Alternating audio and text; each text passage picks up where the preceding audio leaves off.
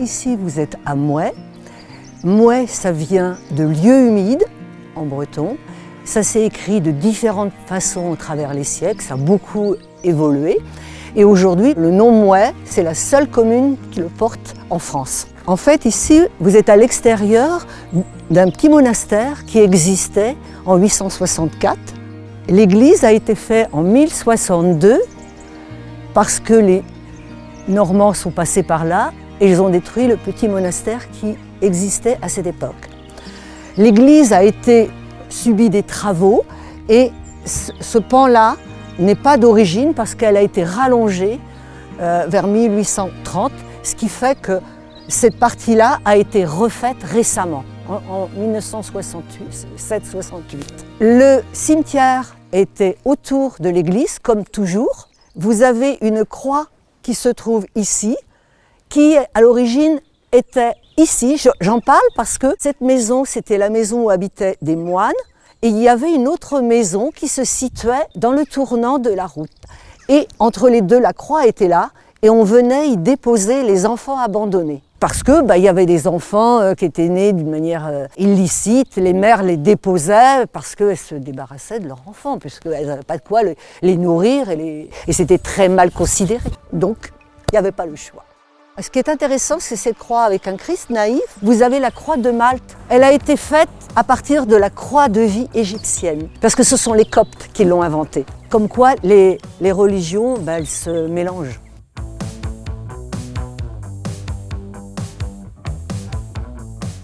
Ici, vous êtes dans un lieu où avant, il y avait un monastère.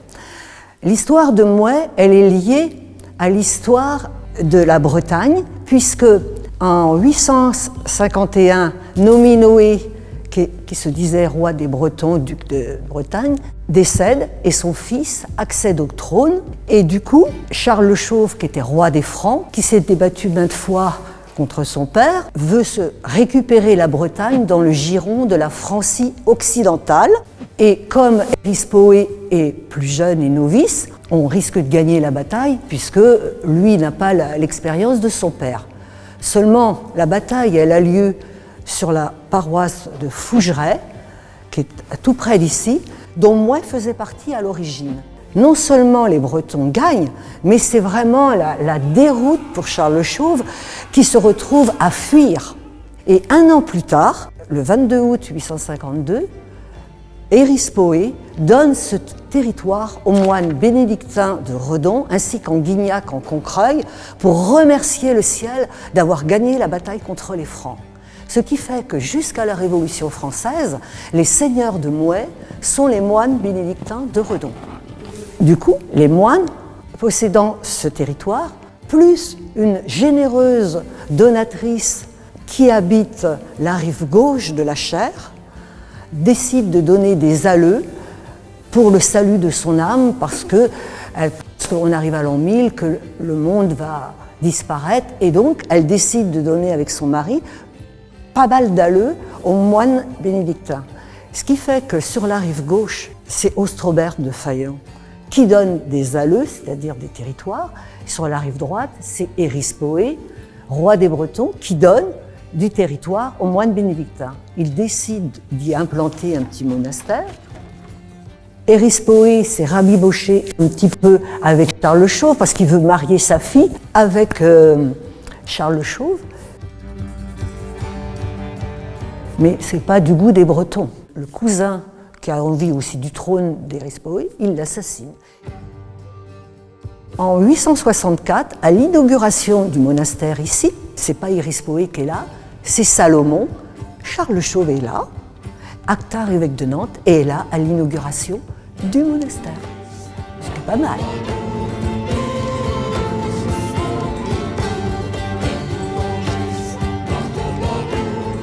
peut-être qu'avec les invasions normandes, quand Redon fut pillé, on dit peut-être qu'ils sont venus jusqu'ici pour se réfugier, pour se cacher des Normands dont ils avaient très peur. Seulement, même ici, ça va être détruit à la suite, après 903. Après, il y a une longue période, le Moyen-Âge, on ne sait pas grand-chose, sauf une chose. En 1482, il y a un seigneur, le seigneur de la Foué, il a droit d'enfeu, c'est-à-dire d'être enterré dans cette église, près des moines. Donc c'est près du bon Dieu, c'est merveilleux. Et il y a un seigneur qui habite Derval-la-Garlais qui veut avoir la même chose. On ne sait pas pourquoi il ne l'obtient pas des moines, donc il vient une nuit avec ses hommes pour casser les vitraux du seigneur rival. Donc il y a des querelles pendant 12 ans, et en 1494, il y a un procès à Rennes, et c'est Charles VIII, Marie d'Anne de Bretagne, qui rend la sentence pour cette petite église, par lequel il doit restituer ce qu'il a détruit. Sauf que Charles VIII, il s'est marié avec Anne de Bretagne, mais par obligation, pour agrandir son territoire. Il propose en sous-main au seigneur de la Garlais de venir faire sa campagne d'Italie.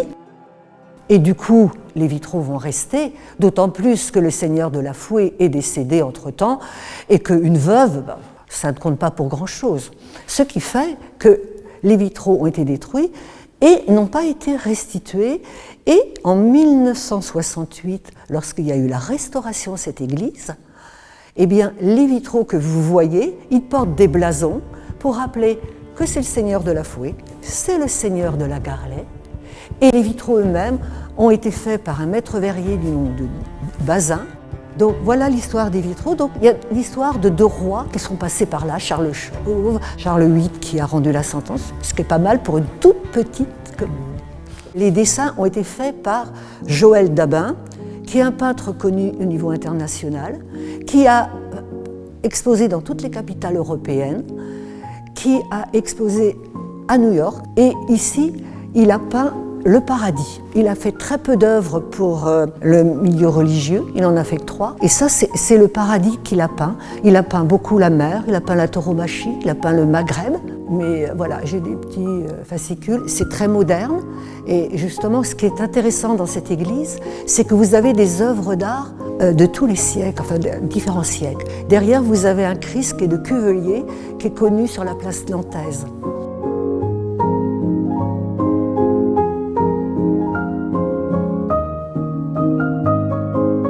On pense depuis toujours que l'église a été construite à l'emplacement du monastère, puisque le pré qui est derrière, eh bien, il s'appelle le pré de l'abbaye. La maison de l'abbaye, c'est la maison que je vous ai montrée tout à l'heure. Donc, l'église a été construite en l'endroit du monastère. Le mur du fond est du 10e, il a été daté. Et donc, on pense que c'est cela. Cette église a été faite en 1062. À ce moment-là, on a considéré au moins comme une paroisse à part entière. Ici, vous avez une poutre de gloire qu'on faisait avec un Christ du 15e, entouré de 2 statues qui ont été faites par Fréour, ainsi que le curé d'As que vous avez là-bas. Et en fait, pourquoi Fréour est venu faire plusieurs statues ici, c'est qu'il était ami avec René Guicadou, qui habitait Louis Fer. Pendant la guerre, et après la guerre encore, il est venu beaucoup dans la région. Et du coup, il a laissé beaucoup d'œuvres, et particulièrement ici, pour cette petite église, parce qu'elle était très originale et très ancienne.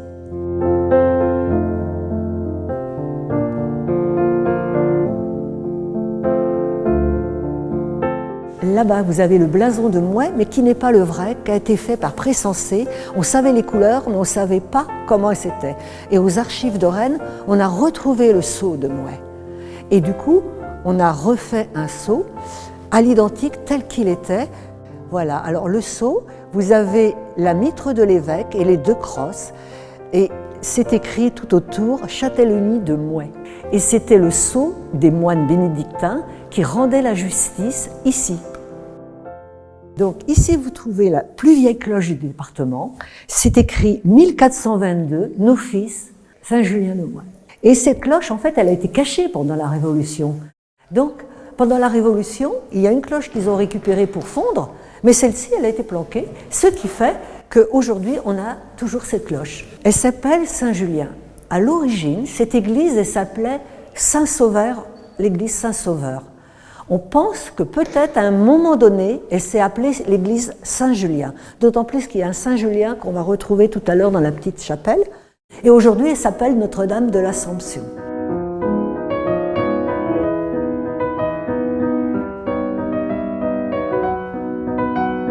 Et là-bas, vous avez une autre bannière qui est mise sur tableau, et c'est Notre-Dame de la Trinité. Ces bannières ont été faites en 1821, mais c'est cousu au fil d'or. Et ici, vous avez un tableau du Louvre, puisqu'entre les deux guerres, le musée du Louvre s'est débarrassé de pas mal de tableaux en proposant aux communes ou aux lieux publics de mettre les tableaux moyennant qu'ils assurent la restauration et l'entretien dans le temps. Et donc c'est la Vierge Austrice de Langier de 1847. Et vous avez là-bas un Saint-Roch qui est en marbre de Carrare, qui a été offert par M. Degas.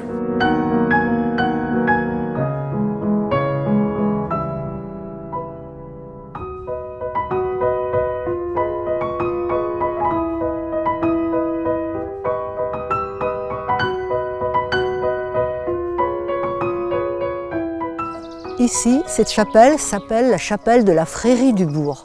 C'est une administration bretonne du VIe siècle.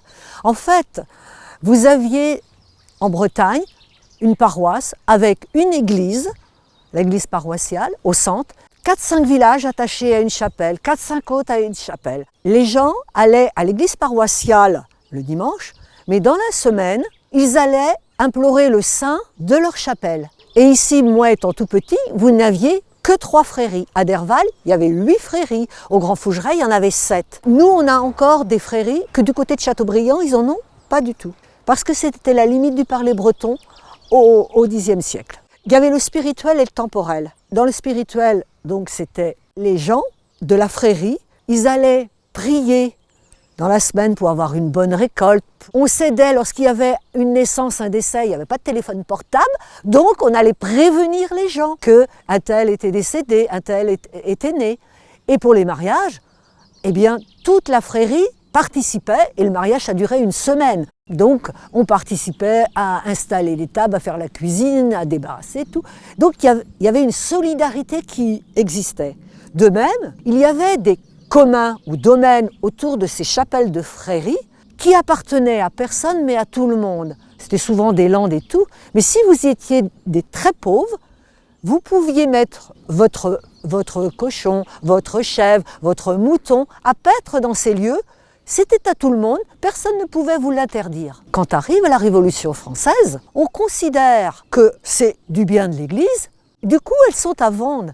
Les gens, on les envoie à la conscription, pour faire la guerre, en fait, ils perdent aussi le bénéfice de ce qu'ils avaient construit eux-mêmes, parce que ces chapelles-là ont été construites par les habitants. C'était pour eux. Et du coup, ils se retrouvaient avec rien. Ça n'incitait pas à aller du côté des républicains. Autant les villes, même Châteaubriand, étaient républicaines, les campagnes, elles étaient chouanes. Ici, vous avez dans un village à la Cannelée, 2 soldats républicains qui ont été tués. On les a enterrés auprès d'un chêne, on n'y a pas touché parce qu'on ne sait jamais, ça porte malheur. Mais on ne vénérait pas. Alors que la tombe à la fille, à Juigné, là on la vénérait parce que c'était une chouane qui a été tuée. Ça prouve combien on était beaucoup plus chouans dans les campagnes que républicains. Mais ça s'explique. Quand on explique les raisons, on comprend mieux. Allez, hop.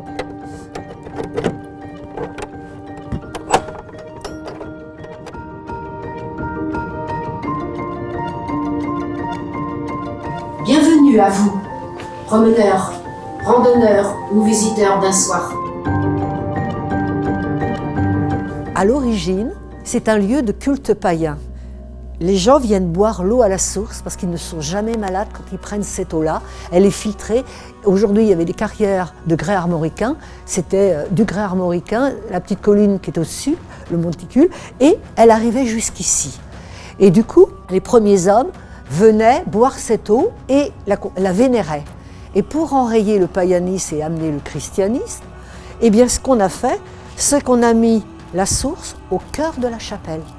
Fontaine d'eau claire, je surgis en cet endroit de la création, dans une lande de fougères, à quelques pas au-dessus du lit d'une rivière.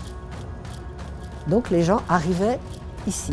Et on a vénéré une petite sainte que je trouve très mignonne, parce que cette petite sainte, elle s'appelle Sainte Apolline, et elle soigne le mal de dents. Donc on venait boire l'eau pour soigner les dents, et la petite sainte, elle est représentée avec une petite paire de tenailles.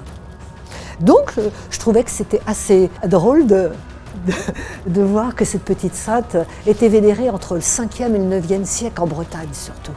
Donc ça prouve l'origine de la chapelle est très ancienne, même si elle a pu être refaite. Au départ, elle était peut-être de branchage, de choses comme ça. Mais en fait, elle est très ancienne, ce lieu de culte. Ils me vénèrent afin de soulager leurs maux de dents. La naissance de Mouet est liée à Saint-Convoyant qui est venu y faire un monastère. Saint-Convoyant, moine bénédictin, qui était le bras droit de Nominoé et d'Erispoé.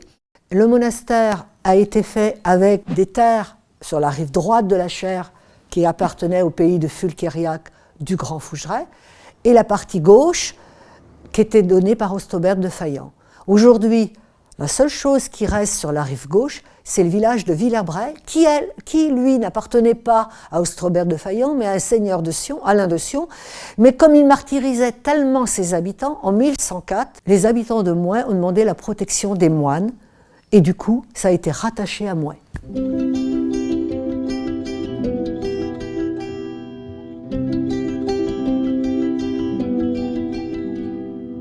Cette chapelle est dédiée aussi à Saint-Marcellin. Les reliques sont arrivées à Redon par Saint-Convoyant. Avec les invasions normandes, on pense qu'à un moment donné, ils ont emmené la relique jusqu'ici pour la cacher parce que les Redon a été pillés plusieurs fois. Ce qui fait que vous voyez dans cette chapelle une statue de Saint-Convoyant, le buste aussi de Saint-Marcellin, qui était un évêque, et donc ils avaient récupéré, volé le corps pour ramener en relique en Bretagne. Menacés par les Vikings, ces envahisseurs normands qui remontent fleuves, rivières et cours d'eau, qui pillent, incendient, détruisent églises et monastères. Parlez donc, convoyons, car c'est bien à vous que je dois ma demeure en ces lieux. La statue de Saint-Julien, qui a été peinte au 19e même, mais avant, elle est en bois et elle est au moins du 16e. Alors on pense que peut-être que l'église aussi s'est appelée Saint-Julien. On n'en a pas la trace parce qu'au Moyen-Âge, on n'a pas d'écrit, mais on pense que la cloche s'appelait Saint-Julien, cette statue, c'est aussi Saint-Julien, donc l'église a pu porter 4 noms. Militaire romain, converti au christianisme. Dans les années 1793, l'évêque de Nantes est passé, voulait faire fermer la chapelle parce que ces espèces de puits, de trous qu'il y avait dans l'église ne lui convenaient pas. Du coup, on a fait une voûte au-dessus du puits. Mais en 1830, on a décidé d'aller l'intérieur de la chapelle pour toujours avoir le lieu où il y a la source. On a fait un petit appendice à l'extérieur, mais ça date que de 1830. Donc c'est pas très vieux. Et à côté, là-bas, vous avez un petit lavoir que les gens se servaient. Il y avait 2 lavoirs dans le bourg, et dont ce lavoir. Maintenant, nous allons nous diriger vers le moulin en longeant la rivière la Cher et qui serpente dans le bourg de Mouet.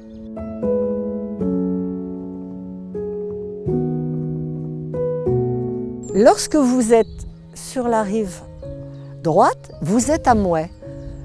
Ici, vous êtes sur Sion. En fait, la commune de Mouet possède des terres sur la commune voisine. Et le fait qu'il y a ce décrochement au niveau du pont, c'est pour signifier que la moitié de la rivière appartient à une commune et l'autre moitié à l'autre commune.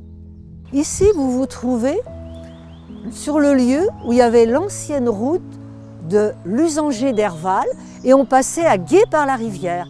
Vous voyez, il y a des schistes de boue sur les côtés qui sont aujourd'hui pas en équilibre parce que les arbres ont poussé, mais c'était l'unique route pour accéder à Mouet en passant par l'Usanger et d'Herval. Ça existait sous l'Ancien Régime et jusqu'à sans doute 1860 que le pont a été fait, 1861.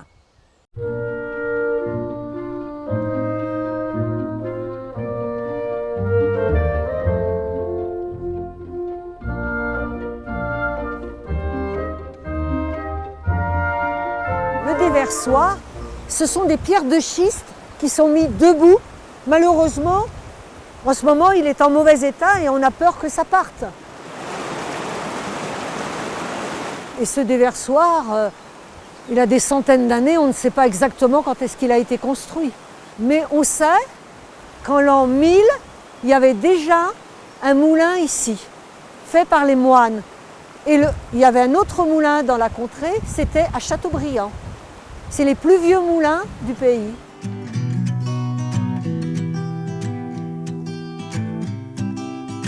Donc ici, il y avait un moulin en l'an 1000. Si vous regardez bien, cette route, c'est l'ancienne route qui passe par le Gué. C'était la seule route pour accéder à Mouet. Ici, les moines bénédictins pouvaient tout contrôler parce que leur auditoire était au-dessus. Ils voyaient les gens descendre, ainsi que, à côté, là, on appelle ici le port Mulot.